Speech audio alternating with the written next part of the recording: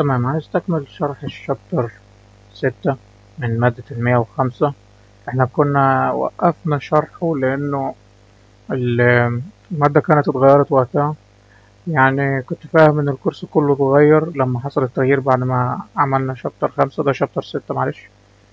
كنت فاهم إن المادة اتغيرت، بس المادة ما اتغيرتش. هو كل اللي حصل إنهم حذفوا صفحات وعدلوا صفحات، الموضوع بقى مختصر أكتر. يعني السلايدات الجديدة بقت مختصرة، ويعني إيه شكلها أفضل من القديمة دي. يعني تحس كل اللي اتغير الشكل بس، حذف وتغيير شكل واختصار أكتر، ده كل التعديل. مع إضافة الشابتر الأول إن هم أضافوا فيه الفلو تشارت، ده يبقى نشرحه وبتاع. تمام كده؟ تمام. حاول نشرح دلوقتي بقى الشابتر السادس. مفيش فرق. يعني أنا رحت شفتهم إيه اللي عملوه في شابتر 6 في المنهج القديم. هو مش منهج قديم، هو في السلايدات القديمة. ده مش منهج قديم وده منهج جديد، ده سلايدات بس تغيير شكل. شابتر 6 وشابتر 7 اللي بعده. شابتر 6 هنا بيتكلم على السنجل دايمنشنال اري والسترينج. تمام كده؟ واللي بعده بيتكلم على التو دايمنشنال اري. فشابتر 6 هو وشابتر 7 اللي بعده الاتنين بقوا موجودين في شابتر واحد. ده كل اللي عمله، اختصر الدنيا وتقريبا فصل السترنج خلاه في شابتر تاني، والسنجل دايمنشنال اري والتو دايمنشنال اري خلاهم في شابتر واحد، واختصر كتير وحذف كتير، وبقى شكل السلايد اللي هو عامله افضل. فاحنا هنشرح ده يبقى كاننا قفلنا الكورس برضه. زي ما قلنا كل اللي هنشرحه من السلايد الجديد اللي جابه بس الجزئيه بتاعت الفلو شارت، ومش هنشرح بقى لان هو نفس المنهج اللي هنا ده، واللي هنا ده اكتر منه شويه كمان. يعني في هنا في زياده. تمام. طيب هنشوف النهاردة موضوعنا بيتكلم على الاري وعلى السترينج. ليه بس نشغل الكومبايلر ونكمل. تمام، خلينا نكمل. كنا بنقول ايه؟ نشغل الكومبايلر بس. الاري هيكلمك النهاردة على المصفوفات، وهيكلمك على سترينج النصوص، بس المرة دي هيوريك السترينج كلاس. تمام كده، وده هنشوفه قدام. بس خلينا دلوقتي في موضوع الاري. ايه موضوع الاري ده؟ موضوع الاري ده انت هنا في الجافا اسمها array، لغات تانية هتلاقيها اسمها list وتمام كده. ممكن ما تقابلش كلمة array زي بايثون مثلا. الفكرة كلها واحدة. الفكرة كلها واحدة. ايه الفكرة؟ انا كنت معودك على ايه؟ مثلا كنت تيجي تقول int، صح كده؟ هي بس من الكابيتال. int x equal 5، صح كده؟ ونسجل في الاكس ال5، وعايزنا نستعملها قدام نستعمل اكس. طب افرض انا عايز استور ارقام كتير، عايز اخزن ارقام كتير، عايز اخزن رقم 6 و7 و8، هفضل اعمل متغير اكس زد واي دبليو في، وافضل احفظ متغيرات. فكان لابد من حل عملي، والحل العملي كان ان هو متغير واحد زي ما انت شايفه كده، بس يخزن اكتر من قيمة. يعني كأنك عملت درج حرفيا، كأنك عملت درج. فعملوا ايه؟ بس كده، شايف؟ ايكوال، حط السمارت كولر. عملوا كده، انت كده عملت اري. لما بتديها بقى القوسين الكيرلي دول، معناه انك هتبدا تعبيها قيم مباشره. تمام. ان احنا هيكون عندنا طريقتين ممكن تعبيها قيم مباشره كده. شايف؟ عبيت جواها الارقام من كام؟ 8 9 10، الارقام من 1 لحد 10. تمام. طيب هي هنكبر الخط برضو. فكنا هنقعد بقى نقول ايه؟ انت اكس وانت زد وانت واي وانت دبليو وانت في ومعرفش ايه، والكل رقم من دول نعمل متغير. وانا قاعد شغال في البرنامج اقعد احفظ المتغير ده متخزن فيه رقمين. لا طبعا ده مش عملي، لان انت قدام تعمل برامج كبيره، بالذات لما في الماده اللي بعدها 251، وبالذات لما تشتغل على مشاريع بجد. موضوع ان احنا نستعمل فاريبل زي انت اكس والكلام ده في المواضيع البسيطه، حاجات بسيطه. تمام. فدايما هتستعمل الري. فدلوقتي ايه المواضيع المهمه اللي المفروض نعرفها هنا؟ الطريقه دي لما عمل كيرلي براكت كده هو عباها قيم مباشره. في طريقه تانية هناخدها قدام ان هو بيحجز لها اماكن. يعني هناخد طريقه قدام بيحجز اماكن العناصر اللي هيعملها، وبعدها يبدا يضيف العناصر دي جوه المتغير. يعني مثلا احنا عبينا كام هنا؟ 10 ارقام. هنشوف الطريقه دي قدام. هنروح نحجز 10 اماكن في الميموري وهيكونوا كلهم فاضيين، ونبدا بقى نضيف ايه؟ العناصر دي في كل مكان فيهم. تمام. دي هتبقى الطريقه دي قدام، بس سيبك منها دلوقتي. اللي عايز اقوله بقى دلوقتي معلومات عن الري مهمه. ادي مثلا ده اول عنصر الواحد في موضوع الاندكس. موضوع الاندكس او موضوع اللي اسمه ايه، مكان العنصر فين. انت مش عملت درج؟ طبيعي انك تقول ان الدرج ايه يبتدي من واحد. لا، الاري بقى خدها قاعدة كده، وفي كل اللغات، كل اللغات البرمجية بنبدأ من زيرو الاندكس. فانا لما اجي اقول لك العنصر رقم واحد موجود فين، موجود في المكان زيرو. بنبدأ من زيرو لحد النهاية، فده من واحد ل10 يعني من زيرو ل9. تمام، ده الاندكس. المواضيع دي تعرفها دلوقتي مهمة. طيب تعال نشوف السلايد عايز يقول ايه، ونستعجلش برضه ونشرح على محتوى السلايد. طيب قلنا، هو بص هنا بيقول لك ايه، افتتاحية يعني عايز يقول لك مشكلة. تمام كده، بيقول لك عايزين نقرا 100 نمبر، عايزين نقرا 100 رقم ونحسب المتوسط الحسابي تبعهم.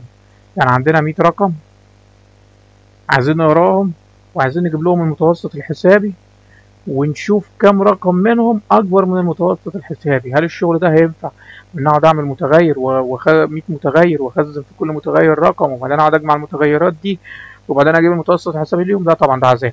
قلنا الصفحة دي نستغنى عنها، ملهاش دعوة. فهنشوف الأري هتعمل إيه. الطريقة اللي كنت بقول لك بقى عليها اهي. أنا هناك عملت قدامك إيه في الكومبايلر؟ مباشرة عبينا الأري عناصر.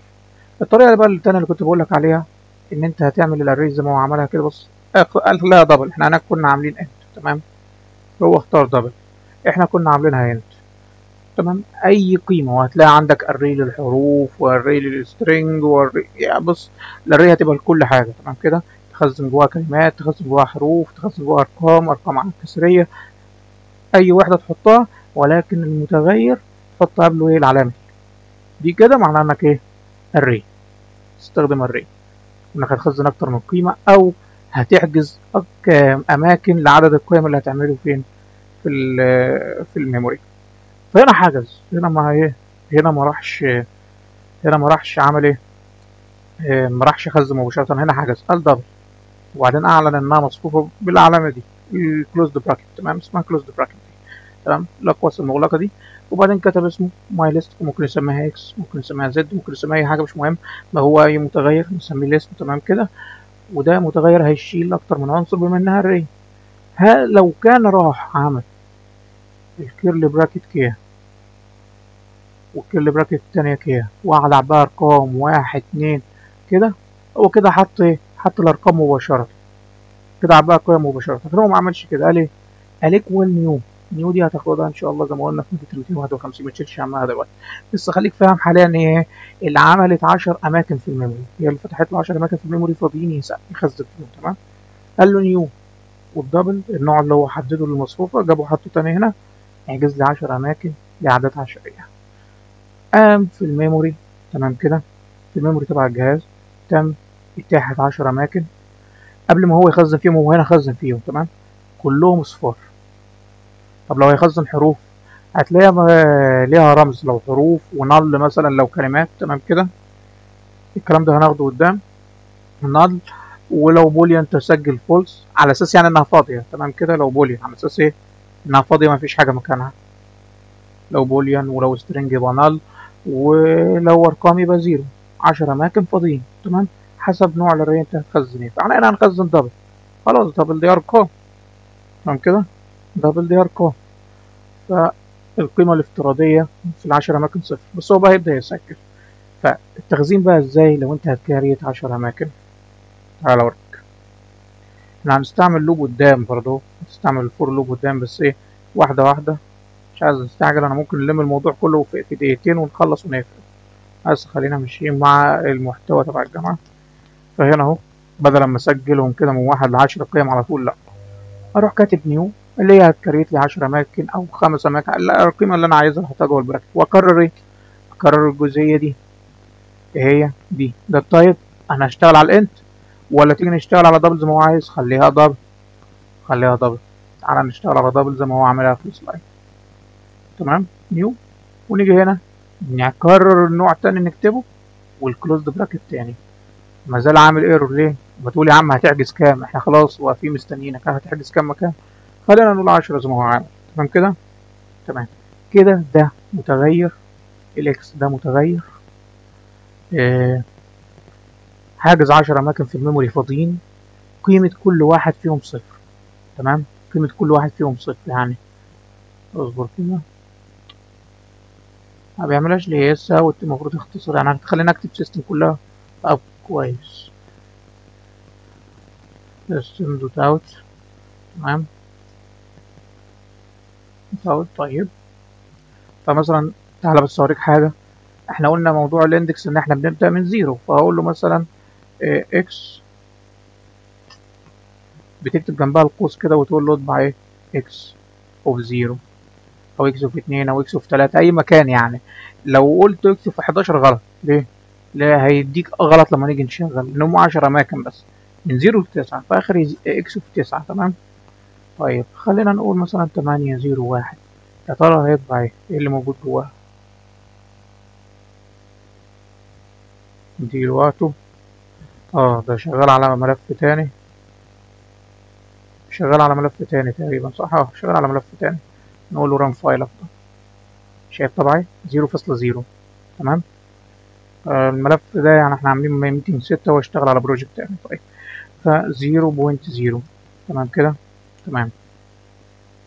اصنع دي يس، ودي معافى. تمام. طيب 0.0. ولو قلنا مكان واحد، ان احنا قلنا عندنا من ايه، من 0 لحد 9، ما دام قلنا 10 اماكن. طب قلنا 11 مكان، يبقى من 0 لحد كام؟ 10. قلنا 12 مكان، يبقى من 0 لحد 11. اتفهمت خلاص دي. تمام. نبدأ من 0. فاهو اكس اوف 0 يا عم فيها كام؟ 0.0 برضه، لان احنا لسه ما عملناش ايه؟ ما عملناش القيم. طيب كلها ايه؟ القيمة الافتراضية صفر. ولو كنا عاملين سترينج نال، والكلام ده هتاخده قدام. ايه القيمة الافتراضية حتى في مادة 251 تقريبا؟ ايه القيمة الافتراضية للأماكن الفاضية للري في الميموري حسب الداتا تايب اللي انت حاططها، اللي هي الدبل والسترينج وكده؟ ده هتاخده قدام برضه. طيب هنيجي هنا نقول ايه؟ لو عايزين نشتغل على أساس الشرح البسيط دلوقتي ان احنا عايزين نخزن قيمة واحدة، هنعمل ايه؟ هنقول مثلا اكس. تمام كده. اوف 1. شوف اكس اوف 1. البراكت بتعمل على طول ايكوال 5. شايف كده؟ خزنا فيها. واكس اوف 0. اعتقد انت فهمت المشكلة، الحتة اللي بقول لك نشتغل واحدة واحدة ليه دلوقتي وشايفها مشكلة. كده المكان 0 حطيت فيه العنصر 2، والمكان 1 حطيت فيه العنصر 5. تمام كده. بس هل كده معناها ان انا مثلا يعني لو انا حاجز 100 مكان، انا مش بقول واكس اوف 2 واكس اوف 3 واكس اوف 4 واكس اوف 5 ونقعد نكتبها وننزل ب 100 سطر لتحت؟ هل ده طبيعي؟ لا. فهنستعمل فور لوب عشان نملى وعشان نقرا. تمام كده. وعشان نستدعي، ما دام اتعاملنا مع درج لابد من استخدام الحلقات التكرارية عشان ايه؟ نقرا ونضيف ونستقبل. تمام كده. طيب هنعمل ايه دلوقتي؟ تعالى نشوف السلايد عايز يقول ايه. احنا كده خلاص فهمت ازاي بتكريت اماكن. كده كريت اماكن. تمام. نفس السطر، بس عشان اكد على المعلومة، نفس السطر بالشكل ده، وعامل ايرور لان لازم اسمه يتغير، ما ينفعش نفس الفاريبل مرتين. واي، وجينا عملنا كده. دول ايه؟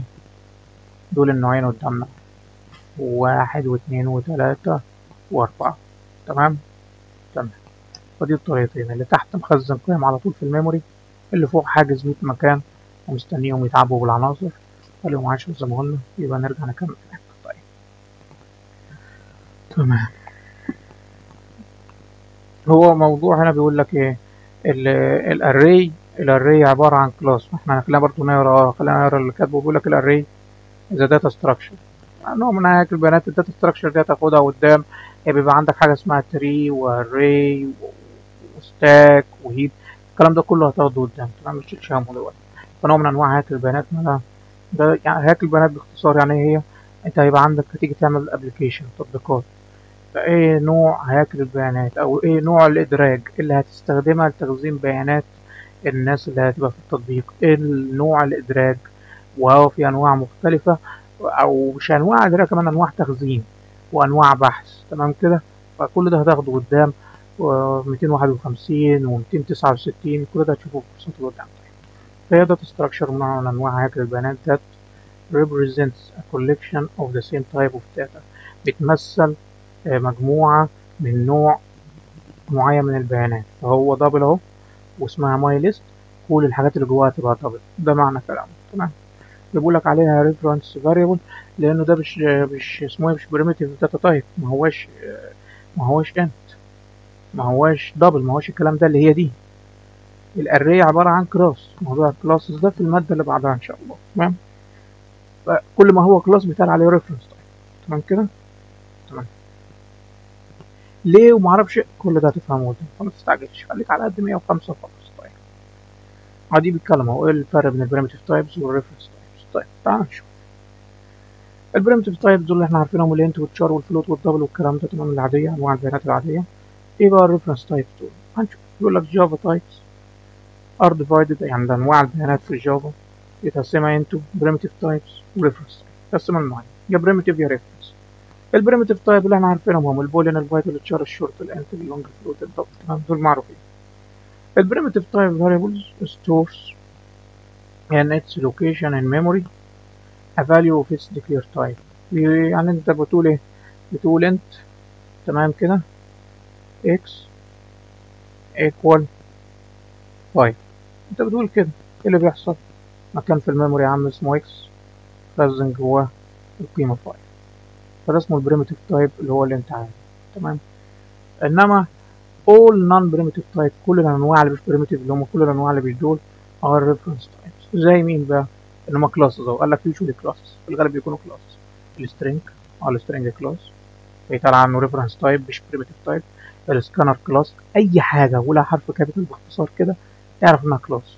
شوف الري اللي هي كابيتال كلاس، سكانر لسه اولها كابيتال كلاس، السترينج لسه اولها كابيتال كلاس.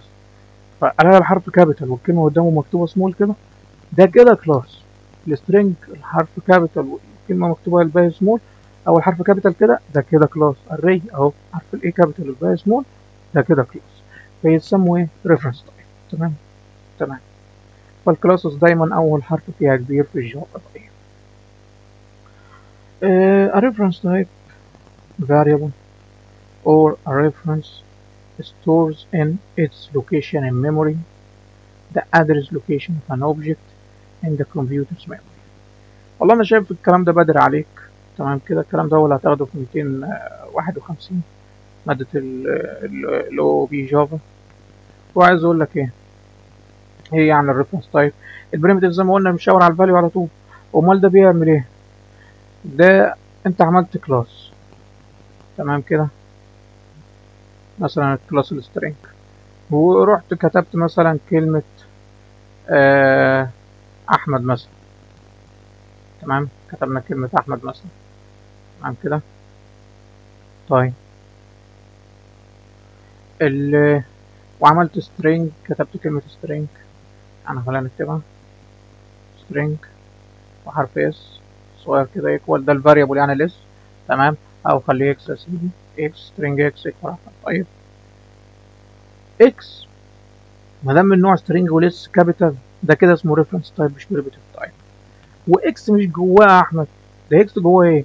جواه ادرس، جواه عنوان لمكان في الميموري اوبجكت مخزن جواه احمد. يعني مش مباشر، خدت بالك؟ اكس ده اصلا متخزن جواه عنوان، العنوان ده هو اللي بيشاور على المكان اللي جواه كلمه احمد. خدت بالك؟ عشان كده بيتقال عنه ريفرنس، نوع بيشاور. فالكلاسز انواع ريفرنس معناها بيشاور. تمام كده. فايه؟ اكس بيشاور على عنوان اللي بيتخزن جواه كلمه احمد في الميموري. تمام. تمام كده. وكل ده هتاخده بتعمق قدام في 251. طيب خلينا نستمر. عايزين نقول اي حاجه تانية. such a variable is said to refer to an object in the program. بص يعني الفاريبل اللي هو من نوع reference type ده اللي قلنا عليه بيتقال عنه ان هو بيشاور لاوبجكت في البرنامج، زي ما قلت لك بيشاور، عشان كده اسمه ريفرنس. كلمه ريفرنس دي بالعربي بالبلدي كده يشاور على، يؤشر على. تمام. طيب على عنوان اللي بيشاور على الحاجه اللي موجوده في الميموري. طيب تمام. لا ده مش واخد بالي. خلينا نكمل.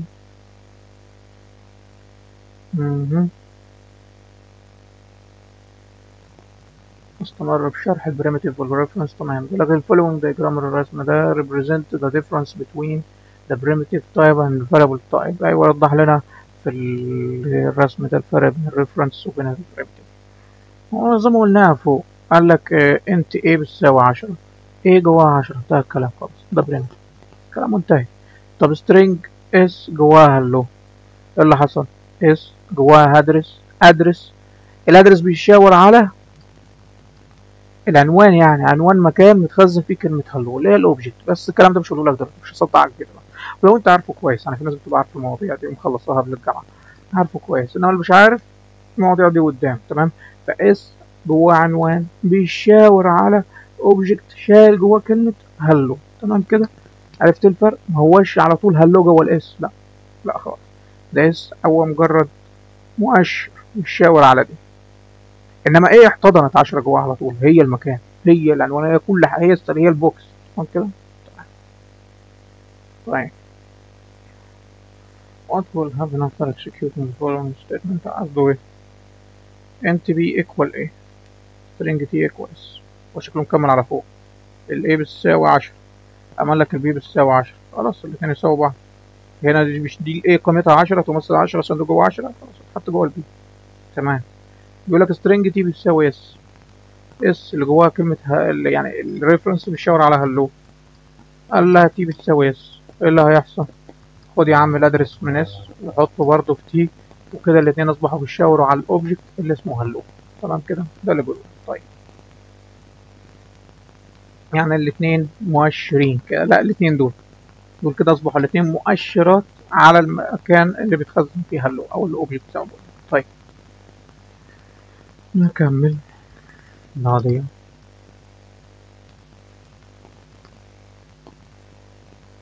تمام دقيقة ونكمل. تمام نرجع نكمل. ده الشابتر اللي بعده اللي بنشوفه. تمام. ما بيتكلم على الانشاء بقى. تمام. declaring array variables، ازاي نعمل المتغيرات تبع الاري، وخلاص قلناها. بتكتب النوع وبتعمل ايقونة الاري، ده اللي بيعرف الكومبايلر انك قصدك array مش قصدك variable عادي. وبعدها بتكتب اي اسم variable عايزينه، x y z اسمك اي حاجة. تمام كده. تمام. في قواعد التسمية اللي هو كاتبها كده لو تلاحظ كاتب array والكلمة التانية array variable reference variable. الطريقة اللي هو اتبعها دي ان تاني كلمة وتالت كلمة أول حرف كابيتال، دي كنا قلنا عليها قبل كده فاكرها، كامل كيس في التسمية، تسمية الفاريبل. أول كلمة كلها سمول، تاني كلمة ريفرنس دي اختصار ريفرنس كتب ار كابيتال، تالت كلمة أول حرف كابيتال، ده كامل كيس برضه بنذكرك بيها من قواعد التسمية. فهو الوضع نفس المتغيرات العادية في الإنشاء، بس كل اللي بيتضاف ده. ولو هنخزن قلنا إيه، بتعمل يساوي وتحط كل براكت جواها القيم، ولو هننشئ قلنا نكتب نيو ونحط ايه، نحط التايب تاني ونحط البراكت ده تاني، يعني القطعة دي كلها تنتقل بالكامل الجهة التانية، وده نحط جواها أرقام الخانات اللي هنخزن فيها لو هنحجز أماكن بس في المنيو. تمام كده. تمام. ايه تاني، this style is allowed but not preferred. ركز ان احنا هنا كتبنا النوع وبعدين اقواس الاري اللي عرفت ان ده array مش هيبقى variable عادي، وبعدين اسمه الفاريبل، صح ولا لا؟ راح قال لك الاسلوب ده انك تعكس، انك تعمل ايه، تكتب النوع وبعدين تروح جايب اسم المتغير وبعدين تروح جايب قوس الايه الاري بعده. قال لك هو ده مسموح بيه، يعني البرنامج مش هيقول لك ايرور وممنوع وصلح غلطتك، لا هيرضى بيه، ولكنه ايه مش مفضل، نوت بريفيرد. الناس كلها عينيها خدت على كده فامشي على كده. تمام. لو عملت ده عادي برضه. تمام كده. تمام. يعني ممكن تستعملها ايه، يعني لو عايز لما يجي يقول لك جزئيه البلاجيريزم ممكن ايه تعمل نفسك غير يعني وتكتب القوس بعدها كده، حاجه برضه ايه فيه الكل هيمشي على كده، اعمل انت كده تفرق برضه في البلاجيريزم. تمام. تمام. طيب نكمل. creating arrays، احنا خلاص قلناها creating arrays. تمام كده. نيو داتا تايب وبتحط هنا حجم الاري اللي هيتحجز في الميموري، الكلام ده كله خلاص قلناه. حجز 10 اماكن في فاريبل اسمه ماي ليست. طب كتب ماي ليست الاول وبعدين حط القوس بعدها، خلاص قلنا ده عادي مش هيعمل لنا مشاكل ولكنه مش مفضل الجزء ده كده. طيب ما في اي حاجه. قلنا الاندكس ما دام عملنا 10 اماكن يبقى من 0 ل 9. تمام كده. لان احنا بدأنا من زيرو، بدأنا الاندكس من زيرو، يبقى من زيرو ايه؟ من زيرو لتسعة. انما لو كان مثلا من 100 من زيرو لتسعة وتسعين، تمام كده؟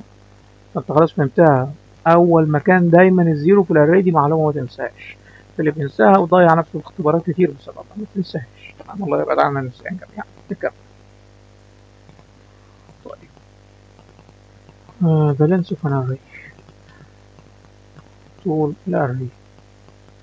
انت الاري زي ما قلنا كلاس، ومصطلح كلاس ده انت تفهمه قدام، بس خليك عارف ان الكلاس ده ملف بيتحط فيه صفات وبيتحط فيه دوال. فالدوال دي اللي هي الميثودز يعني. فالميثود هتبقى عندك مجموعة ميثود تقدر تستخدمها وفاريبل تقدر تستخدمها مع الاري، تقيس طول الاري كم عنصر جواها وهكذا. فهنشوف دلوقتي. يقول لك once an array is created، لما بنعمل array its size is fixed. ودي انت هتتعلم في المادة اللي بعدها ان الكلمة دي مشكلة. ايه هي؟ ان السايز بتاعها فيكسد، ان انت لو رحت عملت الاري، تمام كده، عملت الكيرلي براكت وعملت عناصر، هي خلاص كده خلصت. او لو رحت برضو كتبت نيو وحطيت التايب النوع هنا، تمام، وكتبت القوس الكلوزد كده وقلت 10، تمام كده، خلاص برضو انت بس حجزت 10 اماكن. طب عايز ازود، لا تروح تعدل في الكود تخليها 11. طب عايز ازود، تروح عدل في الكود تخليها 12. ايه ده؟ فما بتوسعش معاك. فهيكون ليها حل بديل، او جدول ليها حل بديل هتتعلمه في الماده اللي بعدها. فكلمه فيكس السايز دي خليك فاكرها برضو منها اهو، ان ده كان عيب الاري. تمام. هو هنا ايه اهو؟ بص it cannot be changed. You can find its size using dot length. تقول له ايه الاري ده الفاريبل يعني تبع الاري اكس زد اي حاجه، قال له دوت لينس. لما تكتب دوت لينس كده وده الفاريبل الاري، يقول لك جواه كام عنصر. انا اقول مثلا جواه هنا 2 3 5، وده مثلا هي اكس، تمام، ودي الاري ايكو. ده كده قلت له اكس دوت لينس يساوي كام.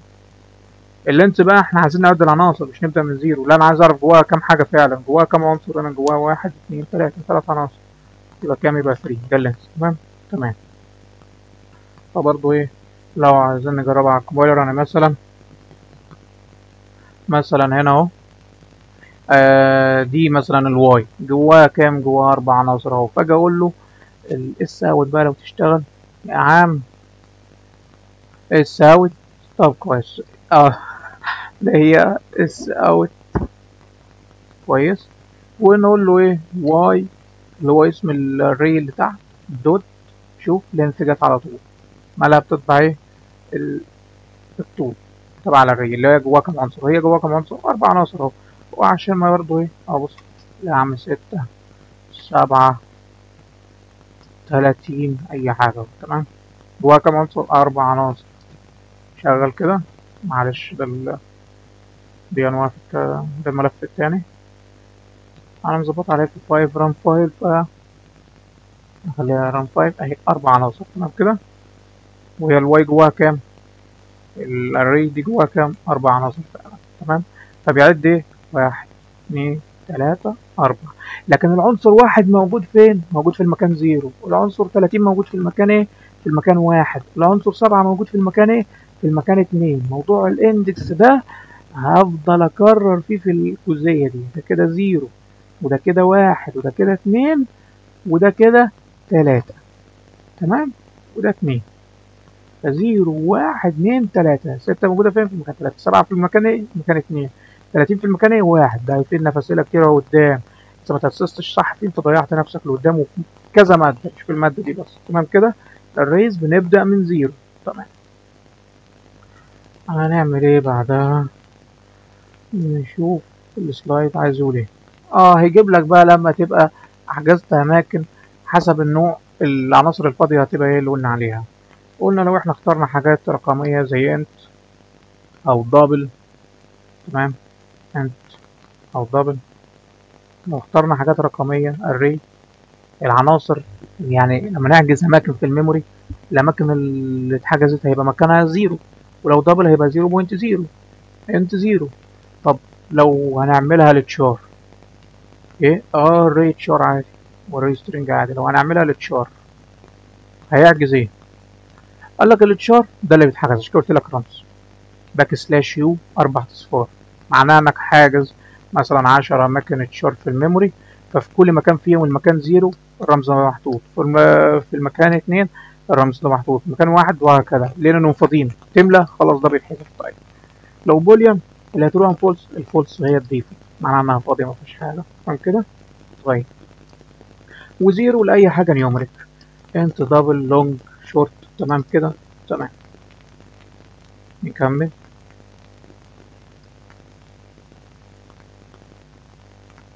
اندكس الفاريبلز هيكلمك على موضوع الاندكس اللي انا قلت لك عليه، انه ايه؟ ان الاري elements عناصر الاري are accessed through index، بنوصل للعناصر اللي جوه الدرج اللي احنا عملناه اللي اسمه مصفوفه الاري دي، بنوصل لها عن طريق الاندكس. الاندكس اللي قلت لك وحفظتك بيبدا من ايه؟ من 0. قال لك ده ايه؟ ده array indices array zero based، اول عنصر فيها الزيرو، مبني من الزيرو وانت طالع، زيرو وانت طالع، تمام كده؟ تمام. it starts from 0 to array reference variable dot length minus 1. يعني يعني دي حاجة دقيقة، يعني مثلا الجزئية دي معناها ايه؟ خليها مثلا الاكس، تمام؟ والاكس مثلا عاملها اهي، تمام؟ وهي array يا سيدي ومن نوع انت، تمام كده؟ وانا حطيت جواها 1 2 3، تمام كده؟ ايه دي كده array جواها 3 عناصر. فلما بقول لك الاندكس يبدأ من ايه؟ هنا 0 لحد فين؟ هو راح اكس دوت لينث ناقص 1. اكس دوت لينث لوحدها بكام؟ اكس دوت لينث هنا 1 2 3 3 عناصر، 3 عناصر ناقص 1، 3 ناقص 1 كام؟ خدت بالك؟ دقيقة كده 2. يبقى الاندكس من فين لفين؟ 0 1 2، ده صحيح، رقم 3 آخر عند 2. خدت بالك؟ الاندكس 0 1 2، الاندكس بيبدأ ب0، انما عدد العناصر بنعد زي البشر عادي، 1 2 3، يا عم موجود هنا 3 عناصر، تمام كده؟ تمام.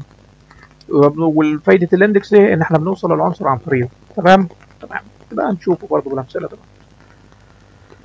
طيب سيبنا من الكلام ده كله، لانه شغال على الاري اللي هو عملها في السلايد فوق، ما زال مكمل عليها وشغال بيها، تمام؟ فاحنا هنيجي برضه هنعمل مثال دلوقتي. شورت هاند سينتاكس بيعمل ايه هنا؟ ده الشورت هاند اللي انا قلت لك عليه من الاول، بدل ما ايكوال نيو وحط 10 اماكن وبعدين نروح نملاهم عنصر عنصر، لا، حط العناصر على طول في الكيرلي براكت. دي اول حاجه انا بدات بيها معاك، تمام كده؟ تمام.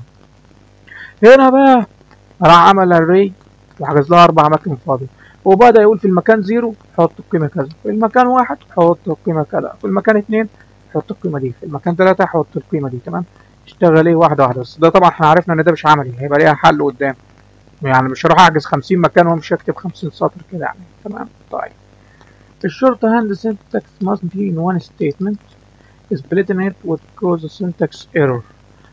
اللي هي دي بتتكتب في سطر واحد.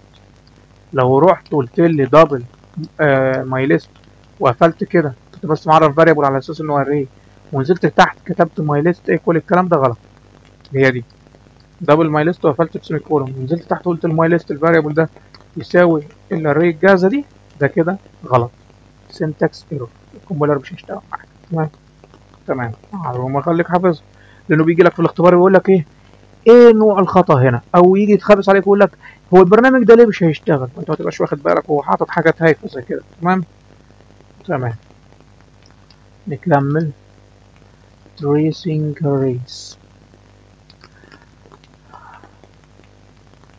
هو هيعمل ايه هنا؟ انا ممكن اخد الكود كله ونبدا نشوف. example using array، ده ملوش علاقه بده، اصبر علينا كده.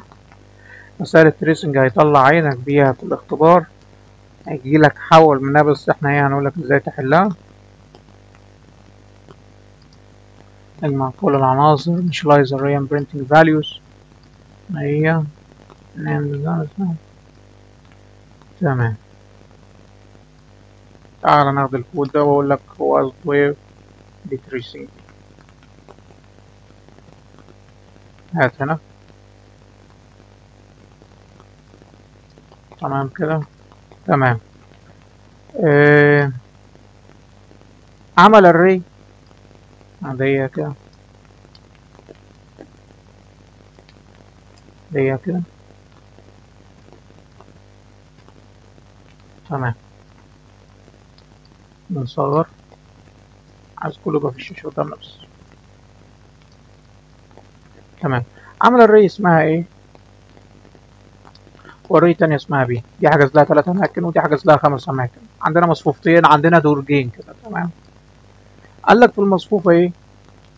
هنا كده هيشتغل على المصفوفة ايه؟ كده شغال على الدرج الأول، تمام. وبعدين هنا اشتغل برضو على الدرج الأول، تمام، هنلاحظ. وبعدين هنا راح اشتغل على جزئية البي. الموضوع ده هنشوفه برضو قدام. طيب وهنا تمام، هو الجزء ده يجيب شلل، بس ايه هوريك دلوقتي.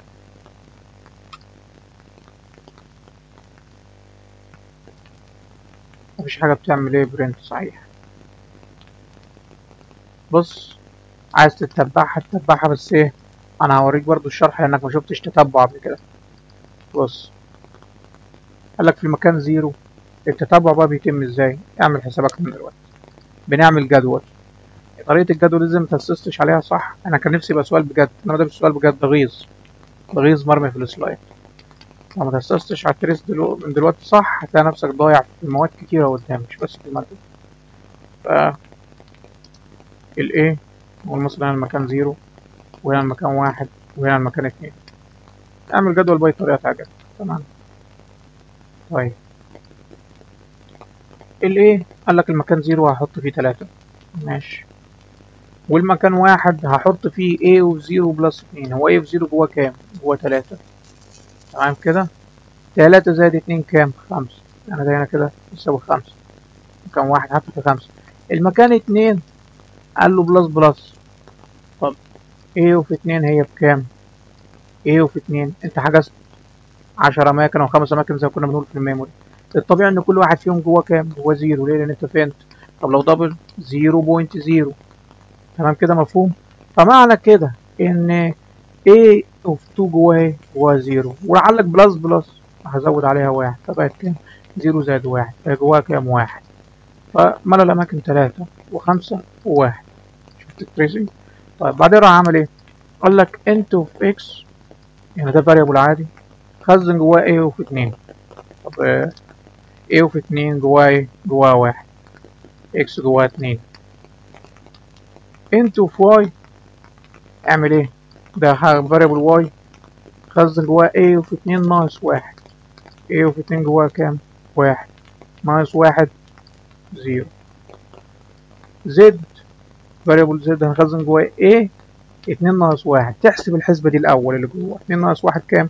1. يعني ده كله يتشطب، تمام. دي A اوف 1، تمام، بعد 2 ناقص 1.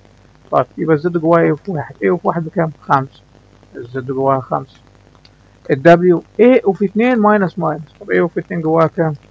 A اوف 2 جواها 1 ماينس ماينس راح طرح منها 1، راح رجعها 0 تاني، تمام كده؟ تمام. قال له A بتساوي B. ادي ال A وادي ال B. ده ريفرنس انه من نوع الري، بيشاور على مكان في الميموري اوبجكت شايل جواه العناصر اللي احنا قلنا عليها، ال3 وال5 وال1. الايه، فقال لك بي بتساوي الايه. الكلمه دي هل دي معناها احط البي في الايه؟ لا، الاثنين بقى بيشاوروا على كده. اصبحت البي بتشاور على الري جواها 3 5 1 معاها، على الاوبجكت الاثنين جواهم ادركس بيشاور على ده، دول اسمهم ريفرنس تايب. قال لك ايه، والكوز ده طبعا البراكت ايه دوت لينس ناقص 1. دوت لينس جواك كام عنصر؟ ايه، 1 2 3، 3 عناصر، 3 عناصر. دي كلمة ايه دوت لينس بس، ناقص 1 2. فكده احنا مع A اوف 2 ولسه باقي البلس بلس بره. شفت التتبع ازاي؟ البلس بلس اللي بره معناها A اوف 2 اوف 2 بكام؟ بواحد. يبقى A اوف 2 بلس بلس تبقى ايه؟ تبقى عادية كده. يبقى A اوف 2 يبقى دي كلها A اوف 2، كلها A اوف 2، تمام كده. زود عليها ايه؟ واحد. بلس بلس دي معناها واحد. خلاص واحد وواحد اتنين. بدأت تطبق. تمام. قلت اقوله لك بدري لان احنا هنعمل تريسنج كتير. انت هتعمل تريسنج كتير، انا ماليش دعوه بيك. تمام كده. تعمل ايه؟ هتعمل تريسنج كتير. طيب خلينا نكمل. بدأت تريسنج تعمل جدول وبالراحه وتمشي واحده واحده، ما تتخضش. تمام كده. انما هو وجوده في الصفحه دي دلوقتي ده استفزاز، مش وقت. مش وقت، لسه في حاجه كان المفروض يوضحها. تمام. خلينا نكمل. طيب initialize array example using array. عمل array عادية اسمها array، حط فيها قيم على طول.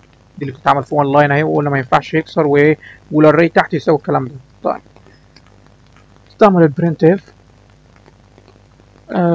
string is modulus 8 is string يعني هو قصده على هنا index و value. تمام. forward slash. تمام. ده هيطبع كلمة index دي، علامة برسنتج 8 هتعمل المسافة دي اللي بين اندكس وفاليو اللي انت شايفها البيضة دي، وهتطبع الليست التانية اللي هي فاليو. تمام. في السطر بتاع البرنت هو بس عمل دي، طبعا اندكس وطبعا فاليو في الاوتبوت، وبينهم المسافة اللي هي 8 اللي قال عليها. تمام. بعدين عمل بقى الفور لوب، وانا قلت لك شغلنا هيبقى بالفور لوب ما دام احنا جوه الري، للوصول للعنصر، لقراية العنصر. تمام كده. طيب طباعة العنصر والكلام ده، احنا عايزين نوصل للعنصر عشان نطبعه. تمام كده. نتخيل ان دي مثلا رواتب ناس ولا بيانات عن ناس وعايزين نوصل لها، الاري تمشي وتطبع لنا ايه كل حاجه. فهو قال له ايه؟ هنبدا بالفور لوب اهو. قال له اي ايكوال زيرو. اي ايكوال زيرو ليه؟ ان احنا هنبدا من اول مكان زيرو. الاندكس ايه؟ الاندكس زيرو بيست. الاندكس بيبدا من زيرو واللينس من واحد. طيب قال له لحد array دوت لينس. اي اقل من array دوت لينس يعني ايه؟ وقال له اقل من، مش اقل من ويساوي. يعني ايه؟ يعني انت مثلا قلنا 100، عملت array 100 مكان، انت عايز من كام كده؟ عايز من 0 99. لو قلت يساوي 100 يبقى انت بتقول له 100، هيجي يقول لك خطأ، لقد تجاوزت الحد المسموح به في المصفوفة. تمام كده. لما الكمبيوتر هيكتب حاجة زي كده شبه كده. تمام. ليه؟ ما ينفعش يساوي، هو اخرك قبل ال 100، ما توصلش عند 199 لان هو من 0 ل 99 ده ده الاندكس. تمام. عشان كده قال له ايه؟ قال له من الري دوت لينس. والاري اهي، كلمة الري اهي شغال على الفاريبل عشان كده اهو الري دوت لينس اللي هي الاري دي. طيب واقول له اي بلس بلس، ده معناه ايه؟ معناه ان الاي دي هتمشي واحده واحده. يعني هنا اول مره تبقى بزيرو هنبقى واقفين هنا، راح قال له بلس بلس يزيد واحد نبقى واقفين هنا، نبقى واقفين هنا. لو قال له بلس 2 يبقى نتحرك خطوتين نعدي. تمام. يبقى واحد. وقال له بلس 2 مش بلس واحد يبقى العنصر اللي بعده ونسكيب. تمام. الحاجات دي برضو عرفتها من دلوقتي بسيطه. تمام. نشيل العك برضو الكلام ده كله ونمشي واحده. قال له ايه بقى؟ ايه اللي هنطبعه جوه اللوب دي؟ اللوب دي فين؟ اللوب دي اهي معموله من غير الكواس، لانه مادام سطر واحد تحت الفور يبقى السطر ده تبعها، سطر تاني مش هيبقى تبعها. تمام. الكلام ده عارفينه وقديم. طيب قال له برسنتج 5 دي يبقى انت هتطبع ايه؟ ده الديجيت لينت. برسنتج 8 دي هنطبع لينت التاني. وبرسنتج 8 دي عشان بس المسافة، وبرسنتج 5 دي المسافة. المسافة البيضة دي اتعملت ببرسنتج 5، والمسافة البيضة دي اتعملت ببرسنتج 8. علامة في المية 8 وعلامة في المية 5 عملت المسافات البيضة دي. تمام. دي البرنت اف، برنت فورمات بتاعت التنسيق، مش البرنت العادية. تمام. طيب قال له اطبع ايه بقى؟ كل مرة اطبع لي الاي اللي هو الاندكس. الاي دي الاندكس بدأ من 0، اطبع لي قيمتها. تمام اهو. وصلها بعد 8 مسافات اطبع لي العنصر اللي جوه الاندكس ده، array of i. خدت بالك؟ يبقى i بيلف لي على العناصر. طب انا يا عم عايز اجيب العناصر، مين اللي عمال يلف على الاندكس بتاع العناصر؟ الاي. خلاص ما اقول له array of i. خدت بالك؟ ده كده خلانا وصلنا للعناصر. دي كلمة ان عاوز اوصل للعنصر في الاري بوصل له عن طريق الاندكس. الاي عمال يلف بالاندكس 0 1 2 3، عمال يزيد واحد واحد. طب ما هو ده الاندكس اللي انا عايزه، والاري اهي القوس تبعها اهو اوصله ازاي؟ احط الاي اللي فيها قيم الاندكس، نبدا بقى نوصل لكل عنصر فيهم، يروح طبع الاي في الاول اللي هي الزيرو الان، ويروح طبع العنصر اللي قبلها الزيرو فيها كام؟ 32، بعدين نزيد واحد واحد، يبقى ايه؟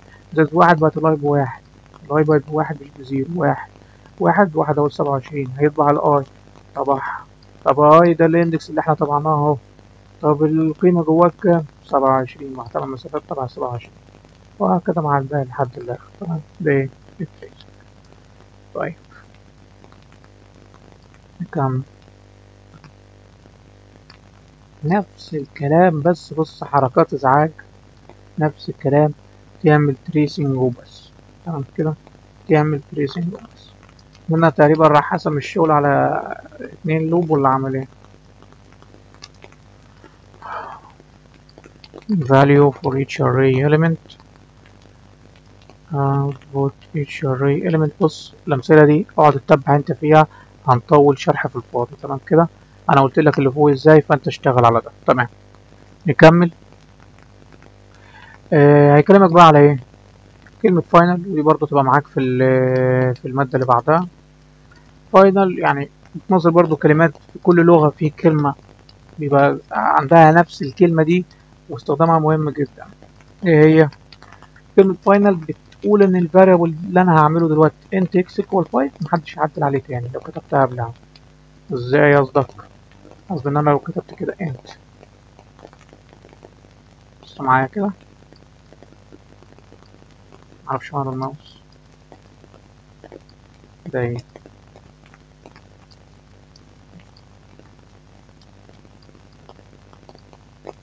انت اكس ايكوال 5، لو كتبت كده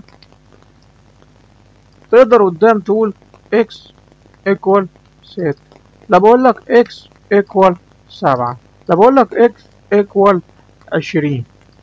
كل قيمة هتكتبها قدام اكس ايكوال حاجة هتبقى اخر قيمة هي قيمة الاكس، واللي فات ده كله اتمسح. خدت بالك؟ طب افرض لا بقى احنا مش عايزين الكلام ده، انا عايز يا عم اعمل الفاريبل وهخزن جواه قيمة مهمة جدا. تمام كده، ومحدش يغيرها قدام، وتبقى الحاجات مهمة زي الباي مثلا في الماس، عارف الباي؟ فانت مش عايز حد يجي على فاريبل اسمه باي قدامه ويعدل قيمته، وانت هتكتب القيمة اهي.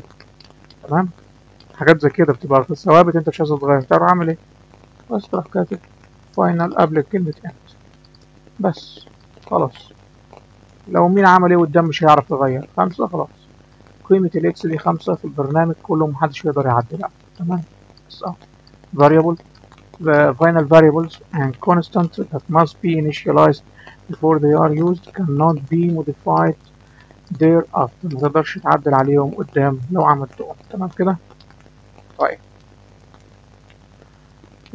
an attempt to access the value of a final variable ده هي كده. تمام نرجع نكمل. معلش صوتنا شوية، بيقول لك ايه؟ an attempt to access the value of a final variable before it's initialized causes compilation error. لو انت اعطيته مثلا value خلاص، لو حاولت قبله يعني في السطر اللي قبله، يعني بعد ما قلنا x equal 5 وحطينا قبلها كلمة الفاينل هنا، لو حاولت في سطر فوق توصل لها ده هيعمل ايرور. يا سلام، طب ما هو ده معايا فاريبل، السطر اللي قبله خلاص مش هيقرا. تمام كده، نتكلم عن السكوب يعني. تمام، naming convention اللي هي التسمية كما جرت العادة of constant capitalize all letters in constant. مادام كتبت كلمة فاينل، الحاجة الفاريبل اللي انت هتعمله فاينل اكتب كل الحروف كابيتال، فاينل اكتب كل الحروف كابيتال. دي جرت العادة ان يتم تسميتها بالشكل ده، ودي قلناها naming convention معاك للمادة اللي بعدها ومواد كتير. تمام، اللي هو اتعود المبرمجين يكتبوها ازاي وهنعمل تبقى عليها. يعني هو مش هيعرفها من فاينل، يمكن ما ياخدش باله من فاينل، يلاقي كاتب كله فاريبل يبص ده فاينل، ده قيمه كونستانت. تمام كده. طيب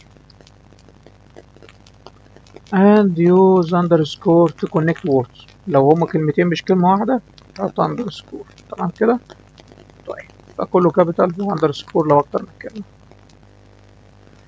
طيب initializing arrays and printing values، بيعمل arrays وبيطبع قيمها، برضو الكلام ده كله مش مهم دلوقتي.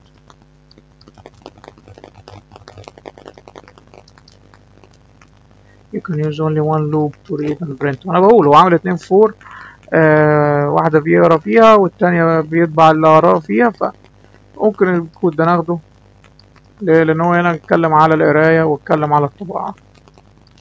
فتعالى شوف كده هنا.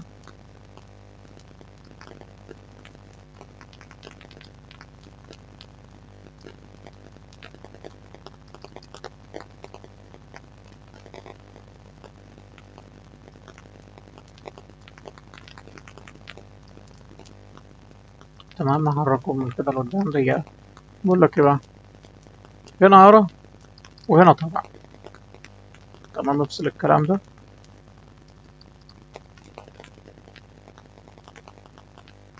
طيب، دي جملة راح كتبها للمستخدم، بيقول له enter my list dot length values. my list dot length راجع على ايه؟ ادي الماي ليست، عملنا array اسمها my list النوع دبل، حجز جواها 10 أماكن، يبقى كده طولها ايه؟ طولها من 1 لحد 10، صح ولا لأ؟ فبيقول له انتر، كان ممكن ما فصلش ولا عمل الجزء ده كله كده، يعني الجزء ده كله كان ممكن شطبه كده وكمل السترنج عادي انتر 10 values، كان ممكن يقول له كده، بس هو يعني ايه، بيعمل حركة ذكية، راح عمل concatenation توصيل بين 2 string وخلى في النص القيمة اللي هي الدوت لينس تبع الاري اللي هي عدد العناصر، فالجملة هتطلع كلها enter 10 values للمستخدم. تمام كده؟ طيب عشان نشوفها، F5 run file دي كانسل المشكلة. input الاسكانر احنا عاملينه ريد. تمام، احنا عاملينه ريد. طيب نوديله من الكود السلايد مكتوبة input. تمام F5. فبص كتبت ازاي enter 10 values، خدت بالك؟ تمام، والقيمة تدخل قدامها لأن دي برنت مش برنت لين، فالقيمة نكتبها قدامها. وهنبدأ نضيف كام؟ عمل 4 ولا أنت هتبدأ من 0 يا أي أول مكان. تمام كده، إن هي الأري قدامك أهي، حجزنا كام؟ 0 1 2 3 4 5 6 7 8 9 كده 0 1 2 3 4 5 6 7 8 9 10. تمام كده، والبداية من هنا من 0، فهنبدأ من 0 لحد كام؟ لحد 9. تمام كده، من 0 لحد 9 اللي هو المكان العاشر. طيب طيب من 0 لحد اهو، بص my list to length، ولا ما ينفعش نخليها equal، لأن equal معناها هنطلع ل10 ومفيش مكان عاشر، هيقول لك إنك عديت مساحة الأري الموجودة، ده اللي هيطبعه لك إيه؟ الكومبايلر. عشان كده أقل من my list to length، أقل من طولها اللي هو أقول له طولها كام؟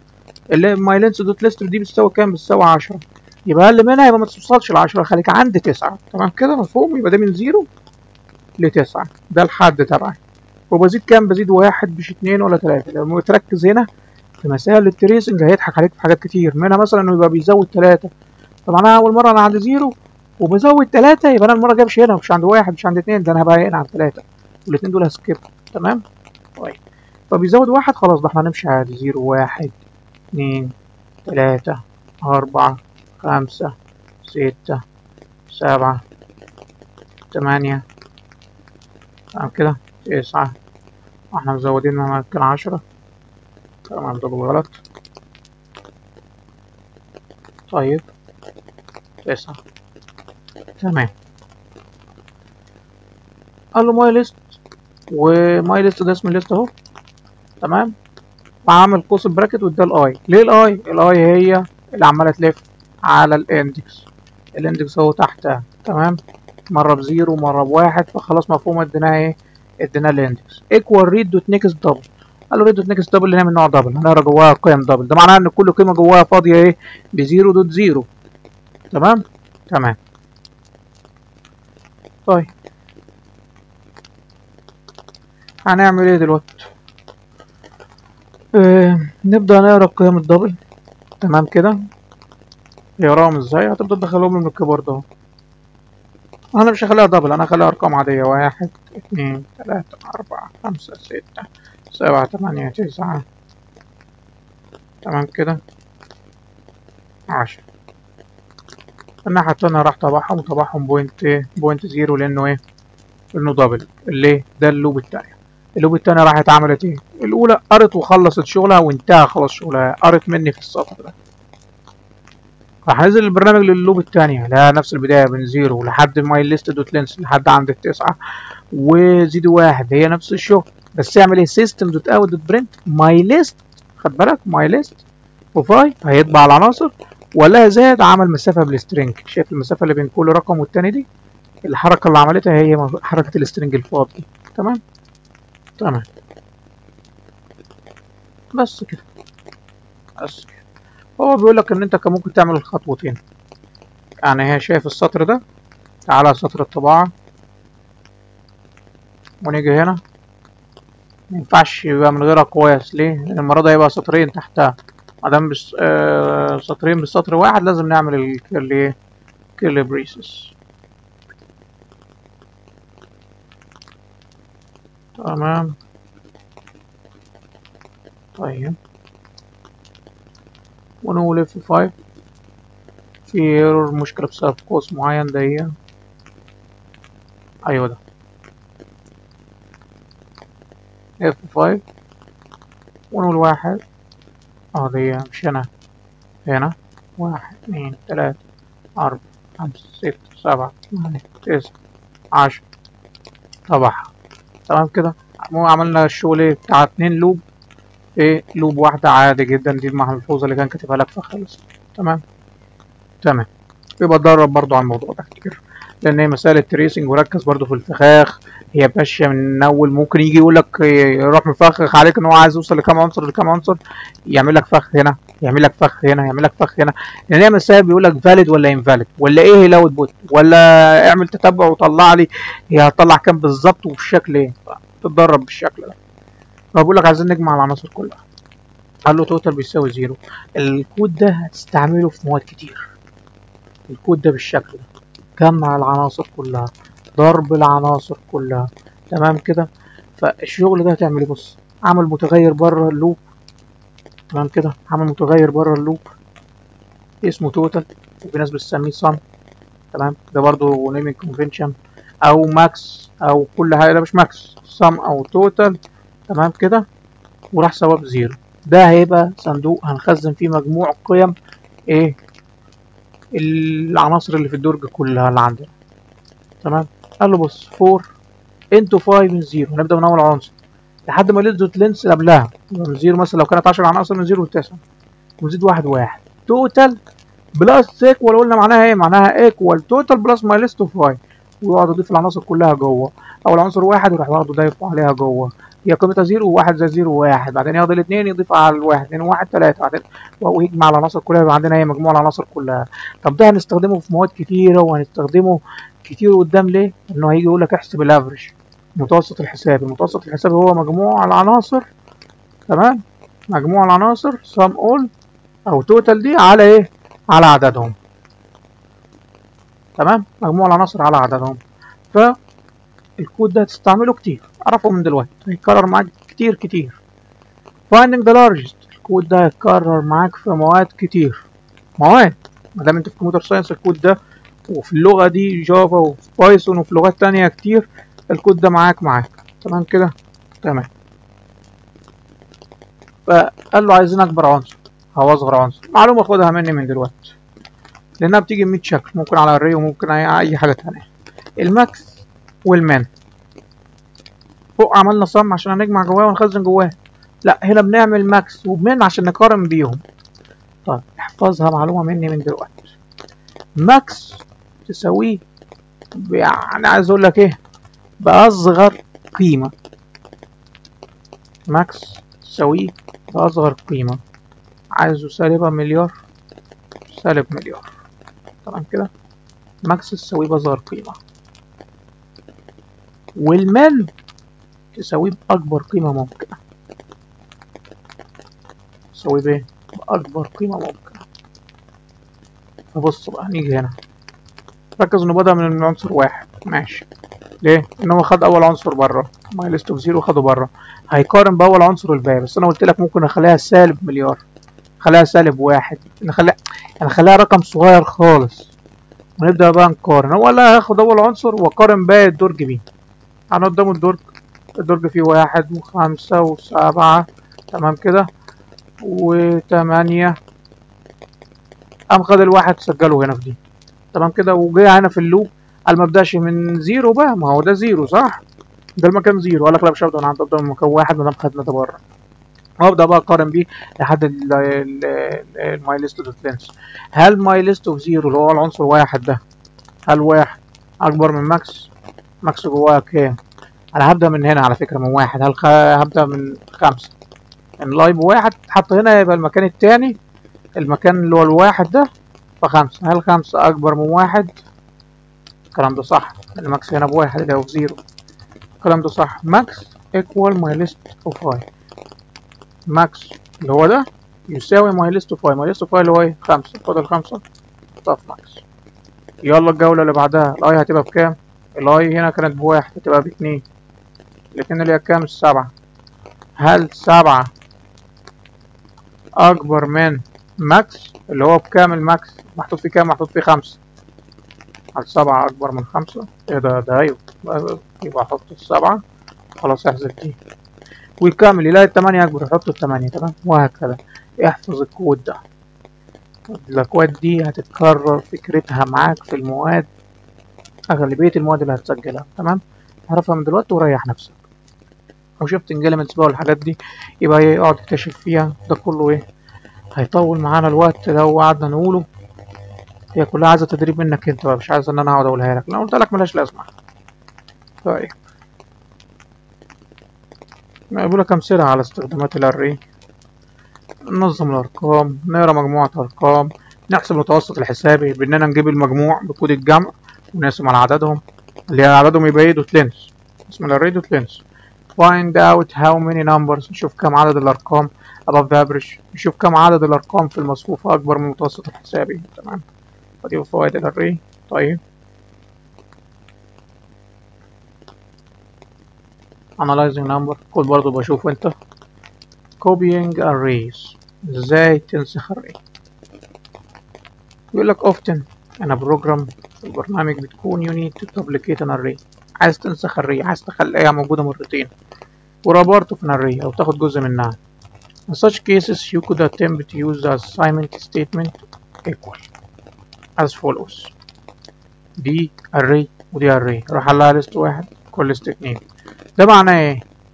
بص، before the assignment قبل ما تقول list 2 equal list 1 وعايزه ليه؟ بص، L1 اهي، L2 اهي. قبل ما تكتب ان L1 يساوي L2، قبل ما تكتب كده اللي حصل دي بتشاور على array ودي بتشاور على array. لما قلت L2 L1 تساوي L2 اصبحوا الاتنين بيشاوروا على نفس الاري. طب ودي بيجي الجاربج كوليكتور يحذفها وانتهينا منها خلاص. طبعا كده ما عادش حد بيشاور عليها. ليه؟ لان ده ريفرنس تايب. تمام كده، ريفرنس تايب بيأشر. ما دام حاجه كان متأشر عليها والريفرنس اللي بيشاور عليها راح يشاور على حاجه تانية وسابها، خلاص تتحذف. انتهى موضوعها. وده بيشاور على دي وده بيشاور على دي. coming arrays using a loop. ادي array وادي array. هنا بقى عناصر على طول. هنا لا، هنحجز اماكن فاضيه، والاماكن حسب يا ابن الذين عدد العناصر دي. خد بالك، source array دوت length عددها كام؟ 1 2 3 4 5. فهنا 5 هيحجز 5 اماكن فاضيه في الميموري. لو اندكس نبدا من 0 برضه عشان انا عارف اكيد دماغك لو فصلت. طيب، 5 اماكن في العنصر في الاري الثانيه فاضيين في الميموري. عايز ينسخ له من i0 لحد سورس array اللي هي الاولى اللي فيها العناصر جاهزه دوت لينس، اللي هم كام هنا؟ 5. واطلع 1 1 يعني نمشي عليهم 1 1.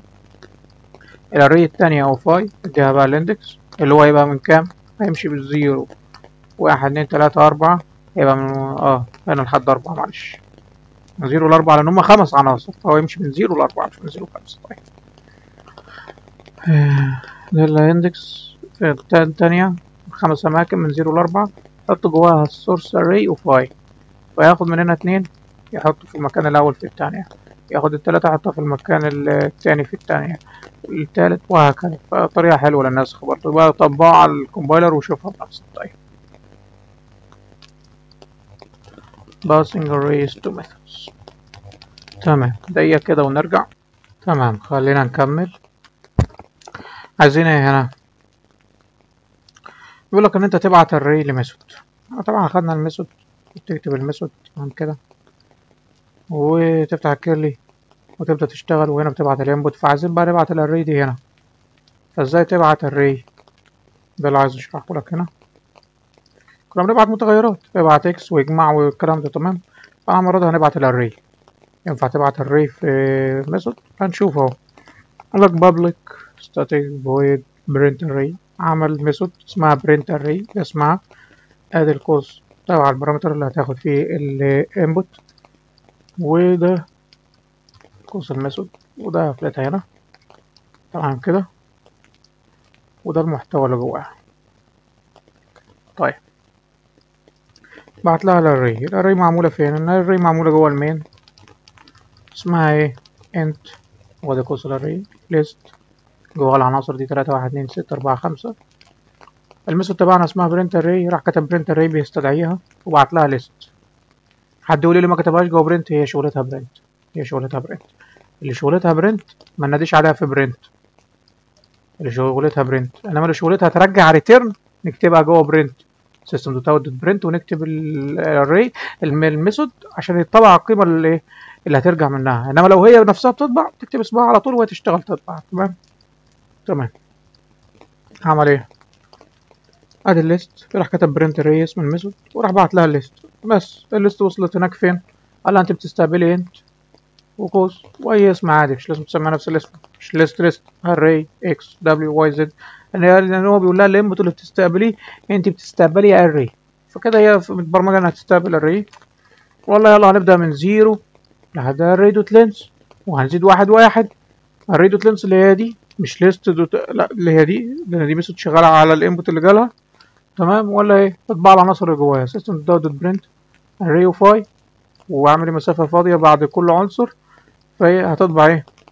هتطبع العناصر دي. هتطبع ال3 وال1 وال2 وال6 وال4 وال2 تمام كده. يعني هتطبع كل عنصر من دول وبينهم المسافه الفاضيه اللي جوه السترنج دي اللي هو عامل لها كونكاتينيشن. ده ايه؟ كل الشغل. فده ازاي تبعت array للميثود. تمام. pass by value. Java uses pass by value to pass arguments to a method. For a parameter of a primitive type value, the actual value is passed. عايز يقول لك ايه؟ تعالى كده الصفحة اللي فوق. لما بنقول مثلا خلينا نكتبها كده int x equal 5 تمام. ومثلا خلينا نقول ان في ميثود بتجمع تمام اسمها adding. ورحنا بعتنا لها كده ايه الاكس تمام كده. انت كده بعت ايه؟ الاكس دي بايه؟ بعت فاليو على طول على ال5 جوه الاكس اتبعتت على طول. فده باس باي فاليو ده ما فيهوش مشاكل. انت بعت الفاليو فعلا بعت لي الفاليو. طيب وهو بقى لو عدل عليها هناك عادي تمام اي حاجه هو ايه ان الجهه الثانيه بفاريبل تاني وبيشتغل بيه. طيب انما هنا انت عملت ايه؟ انت عملت ليست ورحت بعت لها ايه ليست الريفرنس وكل اللي خده باس باي ريفرنس خد العنوان. خد ايه؟ خد العنوان. يعني انت هنا بعت له اكس راح عدل عليها هناك.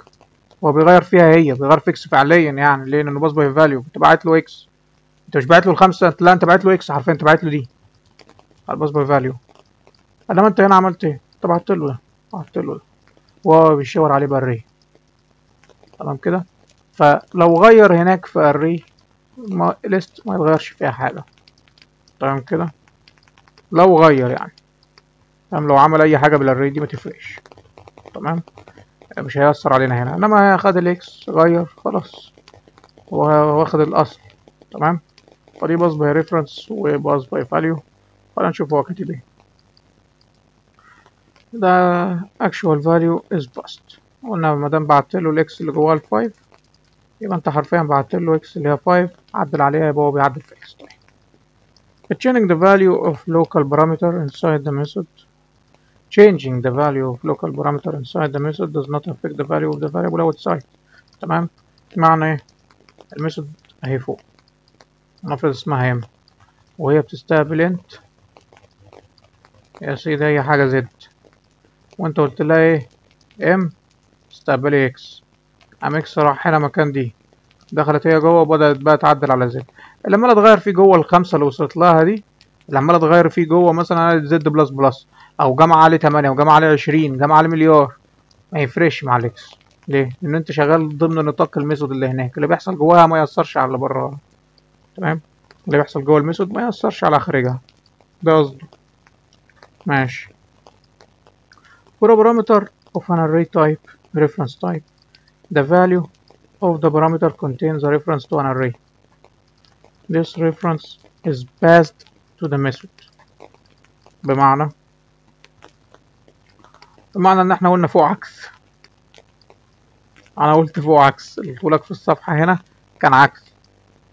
لما انت بتبعت له الريفرنس، معلش لما انت بتبعت له الليست انت فعلا بعت له العنوان، بعت له الادرس اللي بيشاور على دي، مش بعت له دي، لا انت بعت له العنوان اللي هنا في دي اللي بيشاور على دي. فلما بعته له هنا اي حاجة بتعملها بيأثر على دي فعلا، كأنك شغال على دي، انت بعت له العنوان. تمام، فعكس اللي قلناه، معلش. تمام، نكمل. طيب is passed to the method. Any changes to the array that occur inside the method body. Any changes، أي تغييرات للarray اللي بتحصل جوه الميثود body will affect the original array. شفت array بعتناها الميثود، تمام كده، هتأثر في الarray الأصلية. طيب that was passed as an argument. ماشي، فيجيب لك example. ايه اللي حصل؟ انت x equal 1 y دي list وده variable عادي، نادى على ده اللي اسمها m وبعت لها الاكس وبعت لها الواي. فينك ام؟ الام دي فين؟ الدالة ام فين؟ الدالة ام اهي، دي الدالة ام. بتستقبل نمبر عادي وبتستقبل الري. النمبر اللي بعته اكس ده باص باي فاليو، عمل فيه اي حاجة ما يأثرش في اكس اللي فوق. الواي اللي خدها الاري اللي اتبعتت له عمل فيها اي حاجة يأثر في الواي الاصلية. فهنا قال لك نمبر ايكوال اسمه ايه ده 1001. لما اشتغل الكود هو بعت له كام؟ بعت له 1. راح لك لا ده نمبر بيساوي 1001. خلاص، هل اكس فوق يبقى 1001؟ هل اكس يتأثر يبقى 1001؟ لا، ولا ليها علاقة. باص باي فاليو اللي بيحصل جوه الميثود هنا ما يأثرش عليه هناك. تمام. قال له سيستم دوت برنت لين نمبر از بلس نمبر. لما نادينا على الري على الميثود الاول اللي جواها هيحصل، وبعدين يبقى ننزل نشوف الامرين دول. فنمبر از نمبر هيطبع نمبر از، وهيطبع ايه؟ احنا هنا بنقول نمبر از نمبر اللي هي كده، وعامل امر طباعه قبلها، عامل امر طباعه نمبر از نمبر، هيطبع الواحد الاول، وصل الواحد. تمام كده صح. بعدين راح عدل عليها له نمبر يساوي 1001، اطبع نمبر از 1001، عدل عادي جوه الميثود. بعدين راح له نمبر اوف زيرو جوه بقى دي الام الواي جوه دي هو حاجز 10 اماكن بس ومن نوع انت، معناها ان هم كلهم في الميموري مكانهم ايه؟ مكانهم اصفار. قال له المكان زيرو في النمبر اللي وصلتني اللي الواي اللي وصلت هيساوي 4 5. تمام تمام. فكده المكان 0 بقى هناك في واي هيساوي 4 5 برضه اللي هو أول مكان. تمام. فبقول له اطبع لي المكان 0 في ايه؟ فهو طبع نمبر اوف 0. تمام. از 4 5. تمام كده. تمام. وخلص دور الميثود دي خلص. نرجع نكمل في البروجرام نلاقي ان عندنا سطرين كمان. قال له اطبع لي اكس بقى ايه؟ اكس ما زالت بواحد. هل اتغيرت بعد ما خلاها 1001؟ لا، ده باس باي فاليو ما اتأثرتش. فاكس از واحد عادي زي ما هي. اللي حصل جوه الميثود ما يأثرش في فاليو اتبعتت. باس باي فاليو ما بيأثرش. طيب قال له اطبع لي واي اوف 0 هتبقى ايه؟ هنا دي واي اوف 0 بقت ايه؟ والله لما بعتنا له الاري هناك واي راح اشتغل عليها عنده وخلى اول مكان فيها باربع خمسات. فاول مكان في الواي برضه هيبقى باربع خمسات. خدت بالك بقى اتأثرت ازاي؟ فباص باي ريفرنس لو بعت الدالة وحصل اي عمليات على الاري داخل الدالة دي يأثر في الدالة الأصلية اللي اتبعتت. تمام تمام. طيب نيجي هنا لحاجة اسمها الكول ستاك.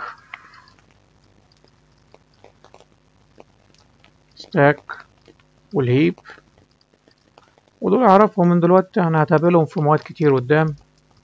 عندك هي activation record for method m and number int activation record.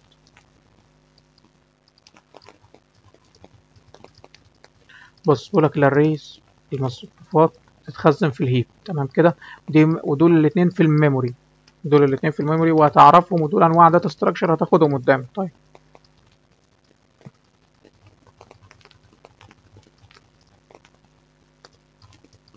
هو هنا بس عايز افهم هو عايز يقول ايه.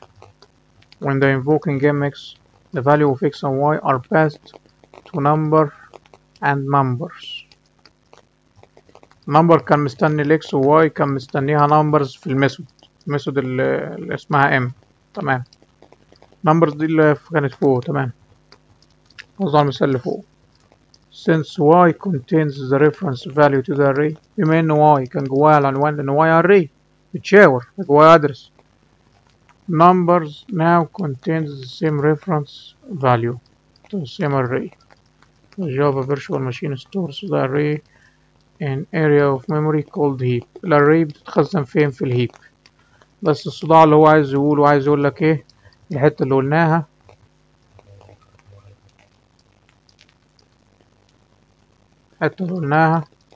في النمبر دي واي دي اكس. نمبرز نمبر. الاكس هنا عن نمبر، الواي هنا عن نمبرز. فبقول لك نمبرز دي في الهيب لانها array. تمام كده. ونمبر عادي ده بيقول لك ايه؟ شغل ستاك. ده اللي انا شايفه بيقوله. تمام. وان الواي هي ريفرنس بتشاور على الاري اللي جوه عشان مكان فاضيه. لما اتبعتت هناك اصبحت نمبرز كمان بتشاور على الاري اللي جوه عشان مكان فاضيه.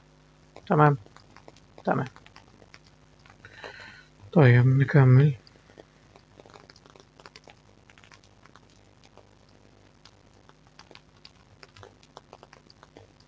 searching array.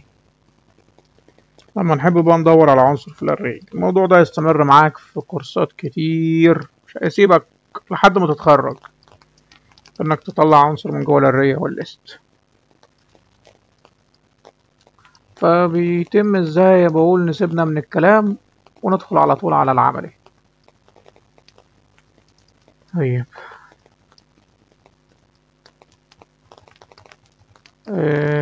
هل فيها array؟ الكود ده يبقى انت شوفه، انا اعملها لك في على طول. بص شغل array كده على طول اهو. انت وقوس الاري nums او num يا سيدي equal. تمام. هنعديها عناصر على طول. اللي هي 66 7 8 4 5 3 2 5 1 4 12 اي ارقام كده. تمام. اي ارقام. دول كام؟ ادي 1 ادي 2 ادي 3 ادي 4 5 6. تمام كده. تعدهم كلينس 1 2 3 4 5 6 7. ده كلينس، يبقى كاندكس من 0 لحد 6. تمام. عاوزين ندور على عنصر رقم 23 مثلا، والسيرشنج ده هيجيلك كورس كامل، ده كورس الداتا ستراكشر من 269 تشوف موضوع السيرشنج ده هناك. تمام. فنقول مثلا فور، في اور على السريع كده فور. تمام. نقول له خليك من 0 لحد فين؟ هل اقول له لحد يعني هي مثلا طلعوا 7 عناصر لحد 6؟ ده بالشغل احترافي. تقول له نعم اسم الاري اللي فوق دوت، معلش، دوت لينت بس كده. تمام. تمام لحد هناك. عايزين انهي عنصر؟ احنا بنقول هناخد عنها عنصر رقم 23 مثلا. تمام. فعايزين نطلع مكانه، هل نحتاج variable زيادة؟ location، اصبر كده، هنقول له if. بص num of I، ليه num of I؟ دي اللي بتلف على العناصر كلها، equal 23 ان انا ده اللي بدور عليه. يعمل ايه؟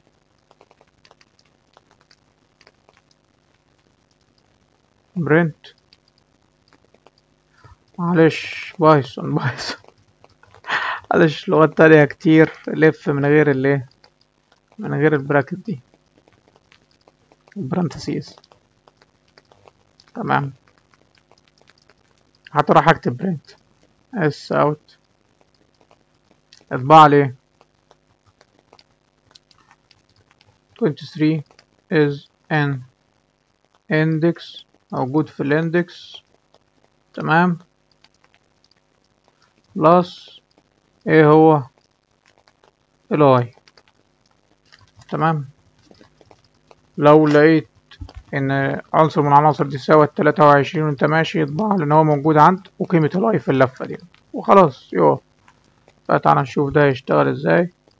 ب5 23 is an index 3، هل ده صحيح؟ 0 1 2 3، 23 فعلا في الاندكس 3. شفت السيرش كان ازاي؟ وده موضوع بسيط خالص وهتاخده قدام بتعمق وسيرش يطلع عينك، ما هوش بالبساطه دي. تمام كده. انا بقول لك دلوقتي يعني المواضيع هتبقى بسيطه، بس ليه السيرش قدام هيبقى اكتر من كده. تمام. تاخد الطرق الاسرع للسيرش، الطريقه الافضل، الطريقه اللي اختصرت وقت اكتر، يعني هيبقى بشغل احترافي قدام. تمام. فانت بشوف الاكواد دي بقى، هو عمال يلعبها بدوال، عمل الداله وبعت لها ايه، بعت لها الليست وبعت لها الكي اللي هو ايه هيبقى الاندكس مثلا، لا العنصر اللي بيدور عليه، بعت لها ايه العنصر اللي بيدور عليه.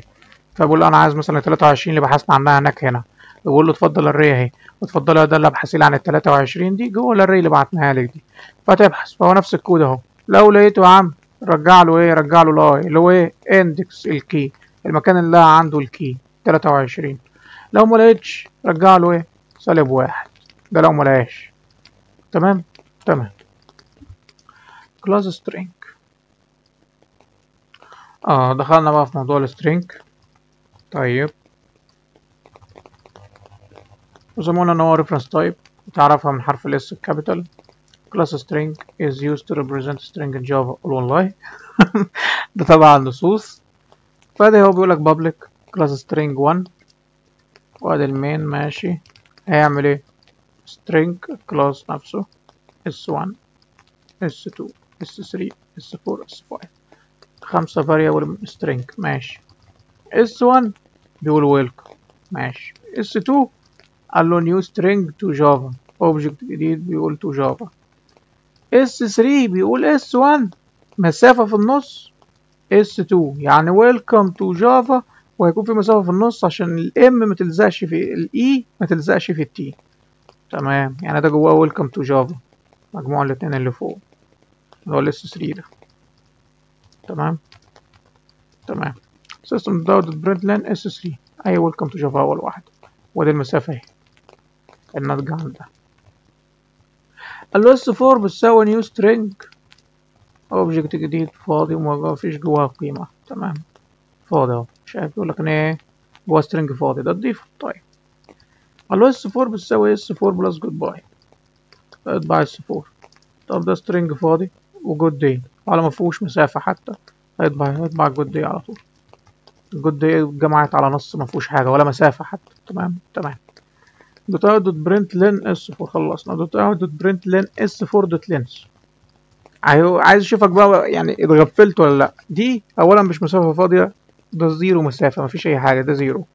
راح جمع عليه كلمة جود دي وبيقول لك شوف لي طوله كام. طوله كام؟ جي 1 2 3 4، المسافة 5 ما تنساش، 5 6 7 8 8 صح. تمام كده، المسافات تتعدى خلي بالك. تمام.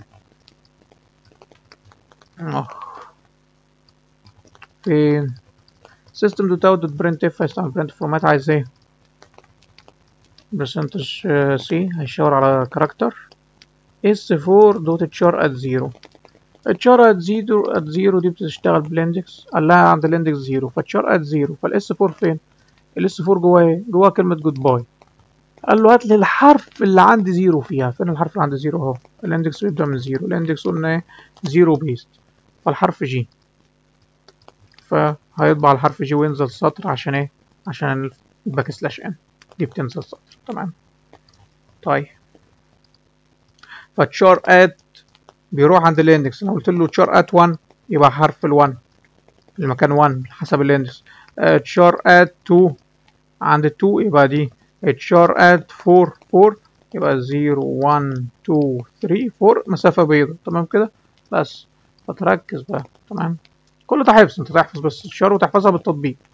طيب بتتسأل في الحاجات دي، بتتسأل طبعا، بتتسأل طبعا، ويقول لك ايه الاوت بوت للكلام ده، ويجيب لك شار ات. مش حافظها خلاص راحت ضرب. طيب برنت لين اس 4 دوت تشار ات، هي نفس الشار ات فوق، بس انا بديها الاندكس جاهز. هنا بيعمل عمليه حسابيه، نحسبها الاول العمليه الحسابيه ويطلع الرقم، يبقى عند الرقم ده هو الحرف اللي احنا عاوزينه. طب اس 4 دوت لينس، اس 4 دوت لينس قلنا بكام؟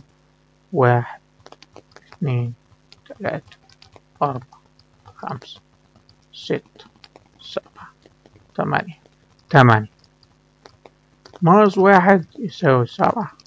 يبقى انت كل ده يتحذف. انت بتتكلم في اس 4 دوت شار ات 7، يعني هي نفس دي بس شار ات 7. طب ات 7 0 1 2 3 4 5 6 7، اخر حرف الواي بس. خدت بالك الموضوع بسيط ازاي؟ وتقعد تتسلى كده وتتدرب كتير. ما ينفعش تجرب مرة تحل ده بس وتنام، ما ينفعش. بيقول له ايه هنا؟ بيقول له S5 equal S5 plus Java compilation instance S5 has not been initiated. S5 ما عملهاش اي حاجة، فجأة بيقول لها S5 انت بتساوي S5 بلس جافا. طب هي اصلا فيها حاجة يا ابني؟ انت مش حاطط فيها اي حاجة. تمام كده، انت مش حاطط فيها اي حاجة. انت الفاريبل ما عملتهوش، ما اديتهوش اي حاجة، ولا قلت له انت بتساوي string فاضي، ولا قلت له اي فاريبل معمول ملوش قيمة وراح تجمع عليه. تمام كده، فده ما ينفعش. طيب هي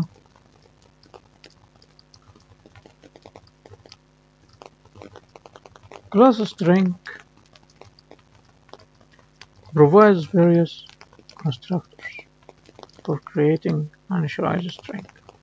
الكونستراكتور دي هتاخدها في المادة اللي بعدها، سيبك منهم هنا بيصدعوك. طيب انا حرفيا مش مطلوبة منك. ده empty string which can also be represented as، تمام كده، is a string that contains no characters and has a length of 0.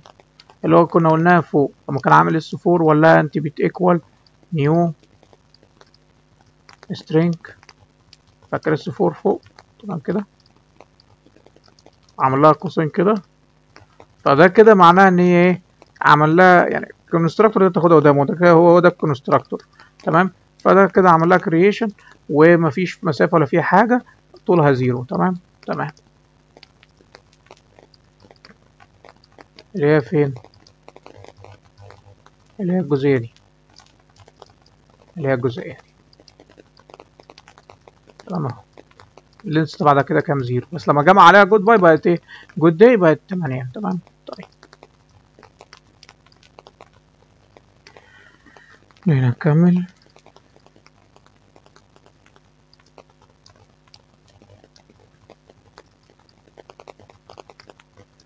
No argument constructor creates the empty string. تمام. والله سيبك منه، انا بقول لك سيبك منه، يعني السطر ده برضه سيبك منه ولا تسأل فيه، لان ده في المادة اللي بعدها، ده كده ام 251 اللي بعدها. طيب هيبقى في موضوع الكونستراكتور الفاضي، وان الكونستراكتور الفاضي اللي هو عمله فوق في السطر الرابع ده، والسبب ان عندنا سترينج فاضي حتى ما فيهوش مسافة فطوله 0. طيب string method length determines the number of characters in a string. لما قلنا دوت لينس على string كانت زي الاري، راح عد الحروف وبداية ان من 1، اللينس بتعد من 1، الاندكس من 0. string method char at قلنا دي بتشتغل بالاندكس بتبدأ من 0. returns the character at a specific position in a string. تقول لها 0 تروح عند 0 وتقول لك الحرف الموجود، at 50 تروح عند 50 وتشوف الحرف الموجود وترجعه لك. char at. تمام. طيب access a character outside in the bound of a string index less than 0 results in fatal error and string index out of bounds exception. يعني لما تحاول توصل بتشار ات لحرف، انا عايز توصل لحرف مش موجود في الكلمة، ده بيعمل fatal error، ودي الكلمة اللي بتطلع ان انت تجاوزت حدود السترنج الموجودة. تمام كده. تمام. ولما تكتب هنا -1 ما بيرجعلكش قيمة وبيديك نفس الايرور، يعني ما بيعكسش، ما بيروحش من الجهة التانية. تمام كده. تمام. طيب وكده خلاص. تمام. نشوف الكود ده بسرعة. وبصراحة 1:30 ده دلع دلعك الواحد بقى، تعمل حسابي على 3 ساعات. يلا. تمام. كلاس string 2 string word جافا. تمام. خزن جافا هنا في وورد، وده مش خزن في الوورد، ده هو الوورد ريفرنس تايب بيشاور على اوبجكت مخزن جافا. ده الكلام اللي تبقى متأسس بيه صح، عشان ده هتقابله في ال 251 قدام. طيب بيقول له هنبدأ من مكان 0 لحد وورد دوت لينس. وورد لينس يبقى 1 2 3 4، 4 حروف يبقى لحد 4. من 1 لحد من 0 لحد كام؟ هم 4 حروف يبقى لحد 3. وده مال له ايه؟ للزان مش للزانوية. طيب يبقى بالاندكس 0 1 2 3، هم فعلا بالاندكس صح. سيستم دوت برنت لاين وورد دوت شار ات، فهيطبع الكلمة نفسها جافا بس تحت بعض حروف جي اي في اي. الشار ات يقول لها عند الحرف 0 اطبع الجي وانزل يلا سطر، ان دي برنت لين. عند الحرف عند الشار ات عند 1 اطبع الله عند 1 وانزل سطر. عند 2 اطبع الله عند 2 وانزل سطر. عند 3 اطبع يلا عند 3 وانزل سطر. تمام كده. تمام. انا عامل string sentence سماه Arab Java words. طيب int I equal int count equal 0. count يعني counter، يعني هيعد حاجة، عامل زي الصم برضه بس ايه يعني هيعد فيه. طيب عدد المرات يعني. تمام. تقول له ايه؟ I equal 0 sentence dot length. طلبته لك كام يا عم انت؟ وركز ان length هنا ميثود. طبعا ركز برضه في الموضوع ده، حتى عامل لك عليها ايه بالهايلايتر. length كده من غير القوسين اللي جنبها دول، دي مع الاري، مع ايه؟ مع الاري، نوعه هناك variable وتعمل الدوت كده. لكن length بالقوسين دول يبقوا جنبها بالشكل ده، ده كده ميثود. وخلي بالك الفخ ده بيسأل عنه في الاختبار، كويس ان انت بقى. طيب فبيقول له ايه؟ I sentence class يحسب، ودي ميثود 1 2 3 4 5 5 على المسافة البيضاء، 6 هنا على الجي، 7 8 9 10 11 12 13 14 15 16. طبعا انت لو متضايق انه حاطط 16 حرف في الاختبار اكتر من كده، تمام، فتعد بتركيز هناك بالمسافات. فكام؟ 16 من 0 16 يبقى لحد 15. ان هي اقل منها عشان نوصل ل 16. طيب بيقول له لو لقيت في سنتنس دوت شار ات 0 1 2 3 لحد 15 انها بتساوي ايه، لو لقيتها بتساوي الحرف ايه كاونت بلس بلس، يعني عدل لي عدد مرات وجود الحرف ايه في الكلمة دي. بس ده فايدة الكود ده. تمام كده، 1 2 3 4 فهو يفضل شغال يوصل عند ايه تشار ات 0 يعد يلاقيها بيساوي ايه، يروح الكاونت زائد 1 0 زائد 1 1 يبقى الكاونت فيها 1 وتزيد وتزيد وتزيد في الاخر بيقول له اطبع لي كاونت فيها كام 1 2 3 4 عندنا 4 حروف ايه، فهي فعلا 4 حروف ايه. تمام، بيقول له عندنا 4 حروف ايه. تمام كده تمام. طيب يبقى اتدرب برضو على الأكواد دي في الكومبايلر، فكرة حلوة. تعالى بقى نشوف هنا اس واحد يساوي هلو، اس اتنين نيو سترينج بيساوي هلو، يعني ده بيشاور على اوبجكت اسمه هلو وده عمل اوبجكت جديد مكتوب جواه هلو. لو اس واحد بيساوي اس اتنين سيستم دوت برنت لان اس واحد واس اتنين ريفير تو ذا سيم اوبجكت. else قول ان اس واحد واس اتنين ريفير تو ديفرنت اوبجكتس. طبعا ريفير تو ديفرنت اوبجكتس ليه؟ لما انت استعملت كلمة نيو قلنا نيو هتعمل ايه؟ هتكريت لوكيشن جديد اوبجكت جديد ويبقى عندك الريفرنس العنوان بتاعك اللي بيشاور عليه. وفوق كان في اوبجكت تاني مكتوب في نفس الكلمة هلو بيشاور عليها الاس واحد من بعيد بالريفرنس. تمام، وهنا الاس اتنين بيشاور عليها بعد ما قلنا نيو. لكن لو قلنا اس اتنين يساوي هلو من غير كلمة نيو كان يبقوا الاتنين بيشاوروا على حاجة واحدة. تمام كده تمام. فدي اللي عايز اعلمها لك ان نيو عملت اوبجكت جديد، فدول ما يسووش بعض لان كل واحد فيهم ليه ادرس معين في الميموري. ده ليه عنوان بيشاور على هلو صحيح، وده ليه عنوان بيشاور على هلو صحيح بس عنوان جديد بسبب ان استخدمنا نيو. طيب. لكن في دالة بقى جوه كلاس السترينج تمام اسمها دوت ايكوالز. دي بتقارن ايه؟ دي بتقارن العناوين. دي مش شايفه ان اس واحد بيشاور على هلو ولا شايفه ان اس اتنين بيشاور على هلو جديده، ده شايفه عنوان ده وشايفه عنوان ده الادرس بقى اللي بيشاوروا بيه على دي وعلى دي. فهل العناوين واحده؟ هل الاثنين يعني دوت ايكوالز شايفاهم هم؟ هل الفاليو واحده؟ شايفه الفاليو معلش كمل قلتها. دوت ايكوالز شايفه القيم. دوت ايكوالز شافت العناوين، شافت المحتوى اللي جوه كل واحده فيهم. الكلاس سترينج جواه ده اللي اسمها دوت ايكوالز شافت المحتوى تبع الاس 1 والمحتوى تبع الاس 2 وقارنته. هل يا اس 1 جواك نفس المحتوى اللي في اس 2 او هل يا اس 2 جواك نفس المحتوى اللي في اس 1؟ ده هي معناها كده صح. ده جواه هلو ده جواه هلو يبقى دي تريتنا ترو. لو وقف يبقى ايه اس 1 انا اس 1 هاف ذا سيم كونتنت ده صح.